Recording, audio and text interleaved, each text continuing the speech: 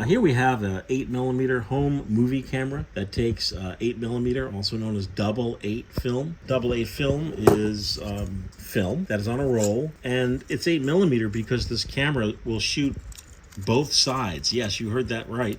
You'll put this film in, you'll shoot, the whole roll, and then you'll take the roll out, flip it over, and then shoot the other side. And essentially what you'll be doing is shooting two sets of 8mm images side by side. Film is light sensitive, so you need to load and unload in dim light. Film needs to be developed, so before you will see any images, you will need to send this out to the lab, hopefully the FPP, to get it developed. I mean, this is a basic 8mm camera. You have a very basic lens on it. Is it 50mm? What is it? Well, yes, this is a 13mm lens, which is the equivalent of a 50mm lens for 35mm photography. So this is your basic lens. On your lens, there's no focusing. It's a fixed focus. Here's your little tab here. So all you need to do is set your f-stops. 2.5 is the widest, and it stops all the way down to f22, which is good. Yeah, it's excellent for especially when shooting outdoors. As far as the model number, it just says Keystone Olympic 8mm.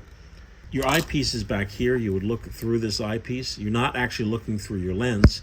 Here you have a guide on the side of the camera for setting your f-stop, which you need to completely ignore. Seriously, this needs to be completely ignored because film ISO, the speed of the film, was very much different in the 1960s. For example, black and white film in the 1960s was ISO 10, color film was ISO 25. Our modern film is ISO 40. So if you follow this guide, you will set your lens to the wrong f-stop and you will wind up with probably grossly overexposed film. Terrible. Sweet nothing. Here on the back, you have your film counter. You would set this to S for start. S. What's important to know is that when you're shooting your film, don't open the... Here's the... Whoa. The chamber. Yeah, here's the film chamber. And while you're shooting, don't open this and look in here, because every time you open it up, you'll be flashing your film with light and you'll expose... You'll kind of ruin your roll. Each camera comes with a take-up spool, as this one does, which is terrific. This is a little test roll I'm using. Here's your full reel. You got a little arrow there. Here's your film gate, which look at that. Your film gets sandwiched in there with what's called a pressure plate. Pressure. That will keep your film steady while you're shooting. Here's your take-up. So you will open up your... Pressure. Open up your film gate. Oh. And here's your take-up spool, right? And when you are loading, it only loads one way. And you will always want to load with the film, the dull side. So here's your film. The shiny side is the base side. The dull side is your what's known as your emulsion. That's your photosensitive side. Put your film here, load it. Come on! There we go. Goes on nice. You follow along through the film gate. You put your take-up spool on its post.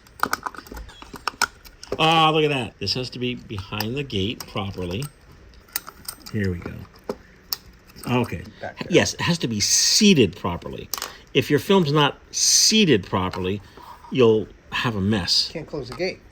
That and the film will be like... Oh. So that's nice.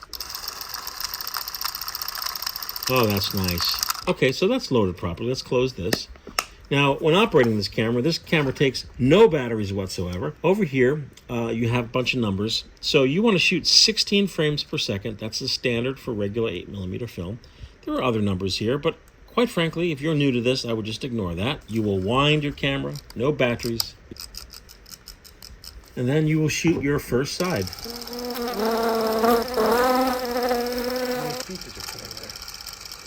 That's it. So once you consult your counter on the back and you've shot the first side of your film, you'll want to, in dim light, open up your compartment. So you shot side one, which is one side of your film. So now you will open your film gate, take out the take-up spool carefully. You will flip it. You will take out what was your full roll, and you will flip it. And now you will do the same process all over again. Once you shoot a few rolls, you will become a junior Cecil D. DeMille. What's his name? Cecil. Cecil D. DeMille. Once you shoot for a while, you become a junior Steven Spielberg. Right. And you have to make sure it's properly seated. Very, very important. This is not properly seated. See that? There's like a little lip you gotta get. Yes. Now it's properly seated. Close your film gate. Now you will shoot side 2. When you're done shooting side 2, you'll open up your camera. Your film will all be back on the original spool that you shot, and you will put this back in the plastic bag or tin that came with it and hopefully send it to the Film Photography Project for developing and scanning. Your camera spool, your metal spool, always stays with your camera. And that's really it. You can send me an email. I'll be happy to answer any questions. This is an easy camera to operate, and that's really it. Enjoy and have fun. We'll see you soon.